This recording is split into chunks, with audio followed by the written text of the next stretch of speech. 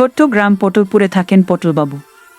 তিনি গ্রামের একমাত্র ও আবিষ্কারক হিমানে যিনি। একদিন পটলবাবু ভাবলেন, এই গরমে টিকটিকিগুলো কেমন মজা করে দেয়ালে বসে থাকে।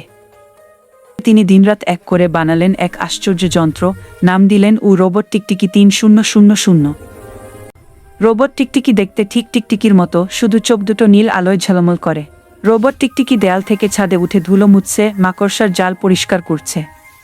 কিন্তু হঠাৎ সে গুনগুন করে বলল, ডাস্ট ডিটেক্টেড, ডাস্ট ডিটেক্টেড। তারপর সে পটলবাবুকেই ধুলো ভেবে পানি ছিটাতে শুরু করল।